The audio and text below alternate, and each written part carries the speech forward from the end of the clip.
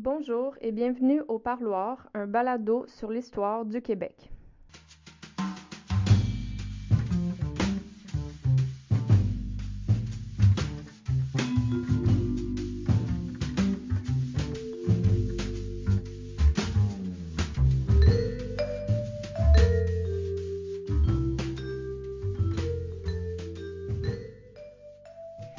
Aujourd'hui, au Parloir, on aborde l'histoire de 4 hommes dont vous avez probablement jamais entendu parler, mais qui ont, à coups de débats, de discours et de campagnes politiques, contribué à ce qu'est le Québec d'aujourd'hui. Appelés les 4 mousquetaires par leurs contemporains, ils se sont opposés à Maurice Duplessis et ont défendu des idées telles que les droits de vote pour les Premières Nations, le statut de la femme, la nationalisation de l'électricité et le droit des travailleurs. Replongeons-nous dans les années 30, des années où les gens avaient faim, où le chômage était élevé, où c'est pas toutes les maisons qui avaient de l'électricité, et où il fallait se battre pour faire bouger les choses. Pour en discuter, je m'entretiens avec Alexandre Dumas, auteur du livre Les 4 mousquetaires de Québec, publié aux éditions Septentrion. Bonne écoute. Bonjour, Monsieur Dumas. Merci d'être avec nous aujourd'hui. Bonjour Garance, merci pour l'invitation. Dans votre livre, vous parlez de 4 hommes qui ont fait partie de l'Union nationale, le parti de Maurice Duplessis, puis qui lui ont tourné le dos et qui ont créé leur propre parti, le Parti national. Pourquoi appelez-vous ces hommes les 4 mousquetaires? Alors, c'est pas un surnom que je leur ai donné, c'est vraiment un surnom qu'on leur a donné dans la presse à l'époque.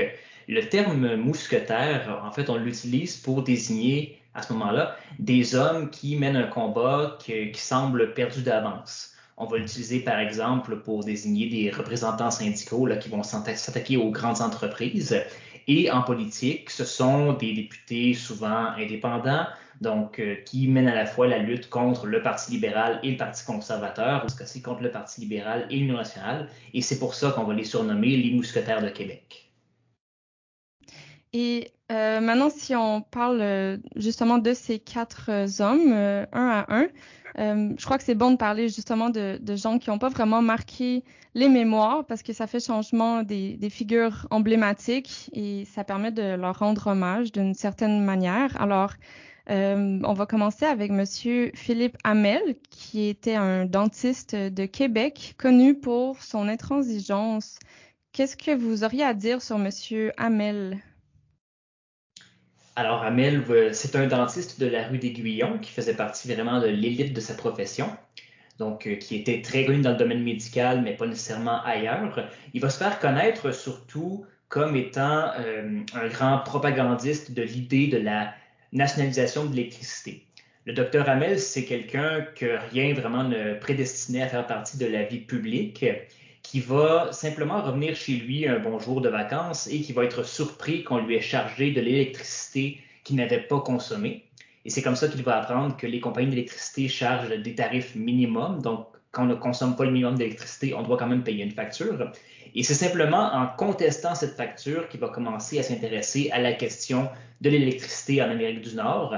Il va découvrir donc que la ville de Québec, dans la ville de Québec, on paie les tarifs d'électricité les plus élevés de la province et ça peut aller jusqu'à 3 à 4 fois plus élevé que les villes canadiennes là, comme Ottawa et Saskatoon, par exemple. Et c'est ce qui va l'amener à faire campagne dans un premier temps pour diminuer les tarifs d'électricité. Ensuite, pour opposer une concurrence publique aux compagnies d'électricité. Finalement, municipaliser la compagnie d'électricité Québec Power, qui avait le monopole à Québec, et en constatant que ce n'est pas un problème municipal, mais bien un problème d'envergure nationale, va militer en faveur de la nationalisation de l'électricité. Et maintenant, si on parle de René Chaloux, que vous nommez dans votre livre le D'Artagnan du groupe. René Chaloux, on se souvient de lui surtout parce que c'est celui qui a convaincu Maurice Duplessis d'adopter le fleur-de-lysée comme drapeau national pour la province de Québec. Chaloux, oui, effectivement, je l'appelle le D'Artagnan parce que, bon, c'est le plus jeune des 4, c'est aussi celui qui va être le plus connu, mais c'est aussi celui qui avait les idées les plus avant-gardistes, certainement. Chaloux, c'est un nationaliste de l'école de Lionel Groulx. on pourrait dire de lui que ça a été le premier député indépendantiste de l'histoire de la province de Québec parce qu'il réclame dès 1936 l'indépendance économique du Canada français, de façon à ce que les Canadiens français qui sont maintenus dans des postes subalternes par rapport aux anglophones puissent vraiment prendre leur place dans l'économie nord-américaine. Et Chaloux, ça va être celui, par exemple, qui va être le premier à réclamer que les femmes mariées obtiennent le plein statut juridique, qu'elles puissent gérer elles-mêmes leurs biens, qu'elles puissent signer en leur propre nom. Ça va être le premier aussi à demander que les Amérindiens obtiennent le droit de vote. Ça va être le seul député qui va défendre les grévistes d'asbestos en 1949. Donc, René Chaloux, c'est vraiment quelqu'un qui se distingue beaucoup à son époque. Et quand Duplessis va reprendre le pouvoir en 1944, Chaloux va souvent être le seul à s'opposer aux mesures de l'Union nationale parce que l'Union nationale et le Parti libéral étaient souvent d'accord, les votes étaient souvent unanimes, à l'exception de Chaloux qui faisait vraiment bande à part. Très avant-gardiste, en effet. C'est impressionnant de voir un homme qui veut défendre le rôle des femmes, la place des femmes à cette époque-là, oui. Et maintenant, on a Oscar Drouin qui détient le record du député québécois ayant le plus souvent changé de parti, selon vos écrits. Oui, effectivement. Mais ce qui est intéressant par rapport à Oscar Drouin, c'est que c'est quelqu'un qui, oui, va changer souvent de parti, mais qui va garder les mêmes idées du début jusqu'à la fin de sa carrière politique. Donc, pour résumer très brièvement, Oscar Drouin se lance avec le Parti libéral en 1928. C'est le parti de son père, de son grand-père. On est vraiment dans une famille très libérale. Oscar Drouin, c'est aussi l'organisateur politique électoral de Ernest Lapointe, qui est le lieutenant de Mackenzie King, le premier ministre du Canada, ministre de la Justice, Ernest Lapointe. Et donc, Oscar Drouin commence avec le Parti libéral. En 1935, il va quitter le Parti libéral pour se lancer avec l'Action libérale nationale de Paul Gouin. Quand Duplessis va former l'Union nationale, Oscar Drouin va laisser tomber Paul Gouin pour aller avec Duplessis. Il va siéger comme ministre de l'Union nationale. Il va quitter l'Union nationale pour se joindre au Parti national qu'il va créer avec les capitataires. Il va ensuite quitter le Parti national pour revenir au Parti libéral. Il va être ministre dans le gouvernement d'Adélard Godbout. Et finalement, il va à nouveau quitter le Parti libéral pour cette fois se présenter comme indépendant aux élections fédérales de 1945. C'est une des raisons pour lesquelles Oscar Drouin, c'est sûrement le moins connu des quatre. Il était vu un peu comme un traître autant par les libéraux que par l'Union nationale, et donc il ne trouvait pas grand monde là, pour garder sa mémoire en vie après sa mort. Vous avez dit qu'il changeait souvent de parti, mais qu'il conservait plus ou moins les mêmes idées, les mêmes valeurs politiques. Quelles étaient ces idées ou ces valeurs politiques? Alors d'abord, Oscar Drouin, c'est vraiment un grand défenseur de l'ouvrier. Il a grandi dans Limoilou, qui fait partie de son comté également. Donc, c'est qui est vraiment un quartier défavorisé dans la ville de Québec à l'époque. Il côtoie la misère ouvrière et il veut vraiment y mettre un terme. Donc, il va se lancer en guerre contre les monopoles qui, selon lui, nuisent au crédit, qui, selon lui, accaparent les ressources, chargent des prix qui sont vraiment disproportionnés et donc maintiennent les travailleurs dans la pauvreté. Donc, Oscar Drouin va demander, par exemple, un code du travail pour réglementer les relations patron-ouvrier. Va appuyer les syndicats dans leurs revendications. Il va demander des allocations familiales, des pensions de vieillesse. Donc, beaucoup de mesures qui sont encore une fois assez innovatrices dans la province de Québec à l'époque pour rendre la vie des travailleurs plus supportable. Et il va aussi, comme Hamel, militer en faveur de la nationalisation de l'électricité, puisque l'électricité, évidemment, c'est essentiel. Donc, c'est une façon de faciliter la vie des travailleurs. Oscar Drouin, ça va lui aussi être un grand défenseur de la cause des femmes. Ça va être le parrain du projet de loi pour permettre aux femmes de devenir avocates, donc de devenir membres du barreau. Ce qui est peut-être un peu moins innovateur à l'époque, parce qu'il faut rappeler qu'en Ontario, les femmes ont ce droit-là depuis environ 1890, donc depuis déjà presque une quarantaine d'années quand Drouin le propose. Mais malgré ça, il fait face à beaucoup d'opposition, entre autres celle de son chef Louis-Alexandre Taschereau. Mais Drouin défend son point et il va aussi réclamer le droit de vote pour les femmes. Donc, c'est lui aussi un politicien qui est assez progressiste pour son époque. Et finalement, on a Ernest Grégoire, que vous surnommez le guerrier du groupe. Oui, Ernest Grégoire, qui est un professeur d'économie politique à l'Université Laval, qui est vraiment lui aussi une sommité dans son domaine. C'est quelqu'un qui a étudié dans les universités en France et en Belgique, donc qui a vraiment une très bonne réputation. Et c'est aussi un très bon pédagogue, un bon vulgarisateur, donc quelqu'un qui arrive à prendre des idées économiques qui peuvent être très complexes à première vue, mais les rendre très simples à comprendre pour la population. Par contre, Grégoire, c'est comme je dis, un guerrier. Donc, c'est quelqu'un qui va être extrêmement agressif dans ses attaques contre le gouvernement provincial, contre les vieux partis, contre les grandes entreprises. Et donc, c'est quelqu'un qui va se faire des ennemis assez facilement parce qu'il aime bien les attaques, les répliques assassines qui marquent l'imaginaire. C'est lui, entre autres, qui va qualifier les libéraux d'apaches en redingote, qui vont vraiment devenir un des slogans de l'Action libérale nationale. Et Grégoire, ça va être le maire de Québec de 1934 à 1938, qui va être maire de Québec pendant 4 ans, mais qui ne réalisera pratiquement rien parce qu'il va toujours avoir son conseil municipal à dos. Quand il arrive en 1934, c'est le Parti libéral qui est majoritaire au conseil municipal et ils vont vraiment bloquer toutes ces réformes, entre autres en contrôlant le trésorier municipal, M. Verge, qui va refuser de collaborer avec le maire. En 1936, il réussit à faire élire son conseil municipal majoritaire, qui va être, dans ce cas-ci, loyal à l'Union nationale. Donc, quand Grégoire quitte l'Union nationale en 1936, le conseil municipal va également se retourner contre lui. Et donc, encore une fois, il se retrouve bloqué. Donc, Grégoire, maire de Québec pendant 4 ans, n'a pas réalisé grand-chose, ce qui explique peut-être pourquoi est-ce qu'on ne s'en souvient pas beaucoup aujourd'hui. Tout ce qui reste, en fait, c'est son portrait à la Galerie des maires à l'Hôtel de Ville de Québec. OK, donc ces 4 hommes ont pas nécessairement tous réalisé beaucoup, selon vos mots, mais quand même, ils ont été tous les 4 dans un parti qu'ils ont créé eux-mêmes. C'est bien ça? Oui, effectivement, ils vont créer le Parti national en 1937, donc qui va reprendre le programme très progressiste de l'Action libérale nationale, qui lui-même est inspiré des encycliques du pape Pie XI. Donc un programme qui est directement inspiré de l'Église catholique. OK. Mais au début, ils étaient dans le parti de M. Duplessis et quels étaient leurs espoirs en joignant initialement M. Duplessis? Alors les 4 se sont d'abord lancés avec l'Action libérale nationale de Paul Gouin, qui défendait un programme qui, en gros, répondait assez bien à leurs idées. Il faut dire que Philippe Hamel est un des rédacteurs du programme de l'Action libérale nationale.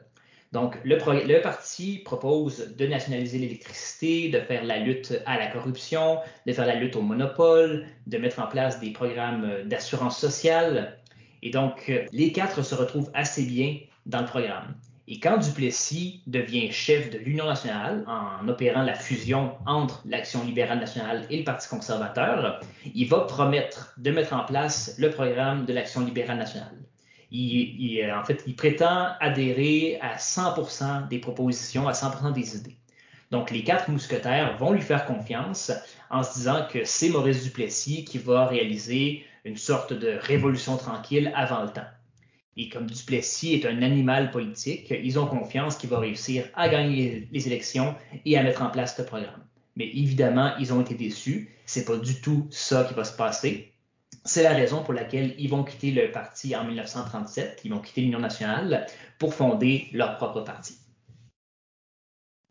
On parle beaucoup de nationalisation de l'électricité et j'aimerais quand même qu'on remette les auditeurs en contexte parce que nous, on prend ça pour acquis aujourd'hui, mais là, on parle vraiment d'une époque après la Grande Dépression et les campagnes, ils n'ont pas tous l'électricité, c'est perçu presque comme un luxe à cette époque.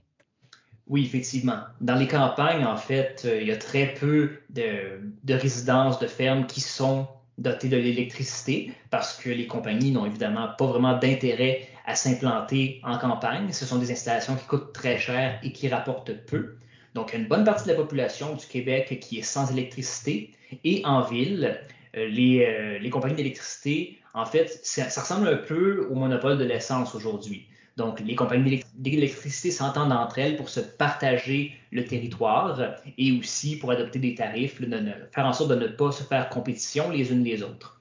Donc, ce qui fait qu'on paie des tarifs qui sont très élevés dans la province de Québec avec la bénédiction du gouvernement provincial parce que les compagnies financent le Parti libéral et le premier ministre, M. Tachereau, a des membres de sa famille qui siègent sur les conseils d'administration des compagnies, donc qui n'ont vraiment aucun intérêt à les contraindre à réduire leurs tarifs.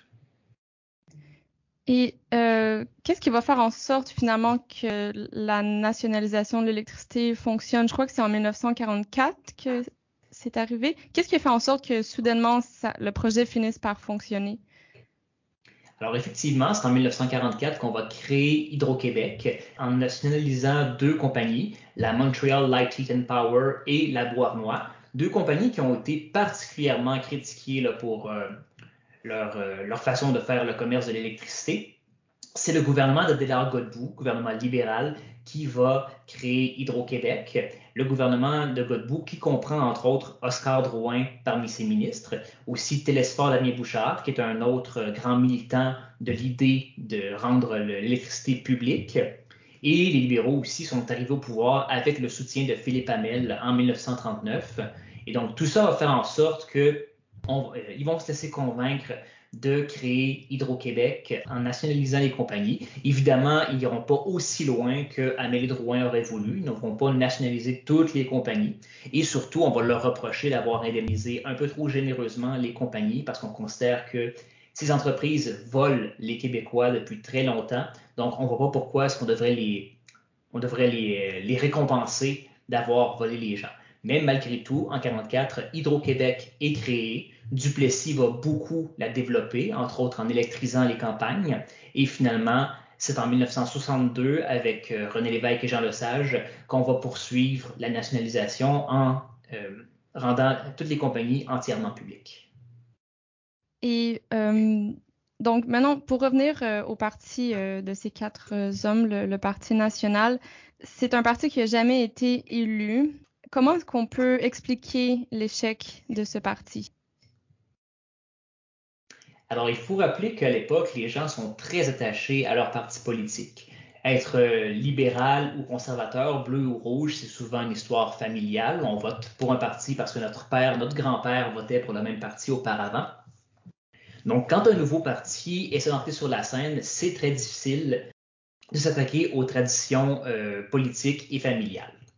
Donc, quand le Parti national arrive, ils n'ont pas évidemment le même financement que les deux vieux partis, entre autres parce que le Parti national propose de s'attaquer aux grandes entreprises, de soutenir les travailleurs contre leurs employeurs. Donc, ils ne trouveront pas d'entreprises qui sont prêtes à les financer. Et du côté des syndicats des travailleurs, on est en pleine Grande Dépression.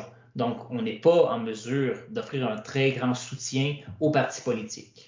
Ce qui fait que le Parti national n'aura pas d'argent pour faire des campagnes. Il va reposer presque exclusivement sur les finances de ses députés. Le seul groupe qui va vraiment soutenir le Parti national, ce sont des prêtres, des éducateurs qui apprécient le programme qui est justement très chrétien du Parti national. Par contre, des prêtres, ça finance un parti à coût de 2 $, de 5 $. C'est pas avec ça qu'on remplit une caisse électorale. Donc, évidemment, il y a la question de l'argent.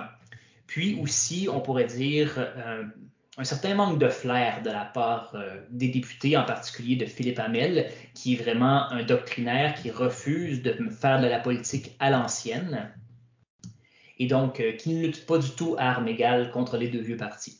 Les deux vieux partis qui vont d'ailleurs s'unir d'une certaine façon contre le Parti national. Par exemple, en 1938, quand il va y avoir les élections municipales à Québec. Donc, on va voir l'alliance contre nature entre le Parti libéral et l'Union nationale qui vont soutenir le même candidat contre Ernest Grégoire pour le sortir de l'hôtel de ville. Quand vous dites politique à l'ancienne, qu'est-ce que vous entendez par là exactement? On entend en particulier, par exemple, des promesses à des particuliers. On promet des faveurs, on promet de l'argent, on fait des promesses qu'on n'a pas nécessairement l'intention de tenir aussi, en espérant que ça va convaincre les gens de voter pour nous. Mais Philippe Hamel, lui, est toujours extrêmement franc. Donc, hors de question aussi pour lui de se faire financer par des hommes d'affaires, même ceux qui seraient intéressés à l'appuyer, parce qu'il est convaincu que les entreprises qui financent les partis politiques s'attendent évidemment à un retour d'ascenseur.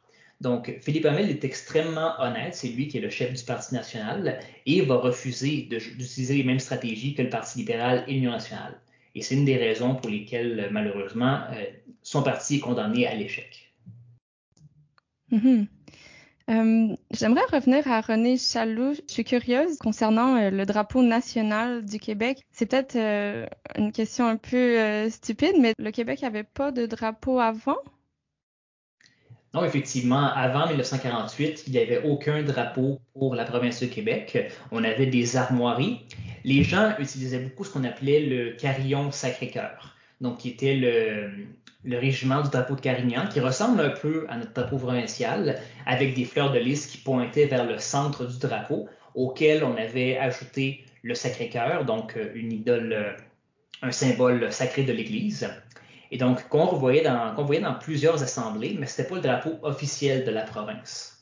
Donc, et le Canada non plus, il faut le dire, n'avait pas encore adopté le drapeau avec la feuille d'érable qu'on connaît aujourd'hui. Quand nos soldats allaient à la guerre, ils tenaient simplement l'Union Jack, donc le drapeau britannique. Alors, c'est Chaloux qui va faire une campagne de vraiment plusieurs années pour convaincre le gouvernement d'adopter le drapeau provincial qu'on connaît aujourd'hui. Et Duplessis, sentant que le vent souffle dans cette direction-là, va adopter sa proposition et c'est lui qui va donner le drapeau à la province de Québec. Dans votre livre, vous dites que le Québec s'est modernisé sur le tard par rapport au reste de l'Amérique du Nord. Et vous mentionnez que le parcours de ces 4 hommes en explique une des causes. Pouvez-vous élaborer sur ce sujet? En fait, ce que j'essaie d'expliquer, c'est que le programme du Parti national ressemble quand même un peu au programme de Jean Lesage en 1960. Ça ressemble un peu au programme de la Révolution tranquille, puisqu'il y a plusieurs propositions qu'ils vont faire dans les années 30 qui vont être réalisées dans les années 60. Entre autres, le fameux Code du travail, la nationalisation de l'électricité, la lutte contre la corruption, le patronage. Donc, ce qui m'amène à penser, étant donné que c'était 4 hommes qui étaient vraiment très populaires, la preuve, c'est que les deux partis se disputaient leur soutien. Duplessis les a drainés sur toutes les tribunes en 1936. Beaucoup de gens vont dire que c'est grâce à eux que Duplessis a été élu en 1936. Et on va dire aussi que c'est grâce à eux que Godbout a été élu en 1939. Donc moi, ce qui m'amène à penser que leurs idées, en fin de compte, étaient probablement assez populaires, puisque c'est grâce à ça un peu qu'ils avaient le soutien de la population. Ce qui m'amène à penser que peut-être le Québec aurait été prêt pour des grandes réformes bien avant 1960. La raison pour laquelle ce n'est pas arrivé, c'est pas parce que la population n'était pas prête, c'est parce que les élites politiques n'ont pas jugé que c'était rentable politiquement, autant l'Union nationale que le Parti libéral. Et peut-être que si nos élus avaient été plus avant-gardistes, juste un peu plus audacieux, peut-être qu'on aurait pu vivre la Révolution tranquille bien avant 1960. En quelle année est-ce que les femmes ont obtenu le droit de vote? Les femmes québécoises obtiennent le droit de vote en 1940, après un très long combat par les féministes, les suffragettes québécoises. Donc, on est de 15 à 25 ans après les autres provinces canadiennes et après le Parlement canadien. Donc, encore une fois, c'est évidemment quelque chose qu'on peut considérer comme un retard de la province de Québec. Mais une des raisons pour lesquelles il a fallu attendre aussi longtemps, c'est simplement parce que les chefs des deux partis étaient opposés à l'idée. Mais il faut rappeler que dans les deux partis également, il y avait des députés qui étaient sincèrement en faveur du droit de vote des femmes. Mais évidemment, au final, c'est quand même les chefs, les premiers ministres qui prennent la décision. Quand on a quelqu'un comme Louis-Alexandre Taschereau, un homme extrêmement conservateur, qui est quand même premier ministre de 1920 à 1936, bien, naturellement, ça peut retarder un peu l'évolution. Quand un homme comme René Chaloux, par exemple, présente une idée de vouloir que les femmes aient le droit de vote ou soient considérées comme des personnes majeures, quel type d'arguments est-ce qu'ils vont donner, ces hommes-là, pour défendre leurs idées devant plein d'hommes politiciens? Alors évidemment, on n'est pas encore à l'époque de l'égalité homme-femme. À ce moment-là, on est plus dans une idée de complémentarité. Donc, l'idée, en fait, c'est que la femme qui joue un rôle particulier dans la société canadienne-française, un rôle de mère, un rôle d'éducatrice, et de plus en plus impliquée dans la sphère économique, mérite, en fin de compte, d'avoir les mêmes droits, les mêmes responsabilités que son mari. Chaloux va faire remarquer que, par exemple, à la campagne, souvent, les époux prennent les décisions conjointement. Donc, les femmes ont bien prouvé à travers l'histoire qu'elles étaient tout à fait capables de gérer leurs affaires de la même façon que les hommes. Et c'est la raison pour laquelle il va les encourager à leur donner également les mêmes droits. Et il va utiliser des termes qui sont quand même assez agressifs, parce qu'il faut dire aussi qu'il a Thérèse Casgrain derrière lui qui lui a inspiré, dans le fond, de présenter ce projet de loi. Et il va dire carrément que le régime actuel dans la province de Québec tient les femmes en esclavage, en servitude. Donc, Chaloux, évidemment, n'est pas un féministe, c'est un homme qui est assez conservateur, mais sur la question des droits des femmes, va être quand même assez revendicateur. Mm-hmm. Donc, 4 hommes dont on ne connaît pas vraiment les noms, mais qui finalement ont certainement aidé le Québec à se moderniser. Alors, je crois que vous étiez prédestiné à écrire ce livre, pas seulement à cause de votre nom, mais aussi à cause de votre intérêt historique.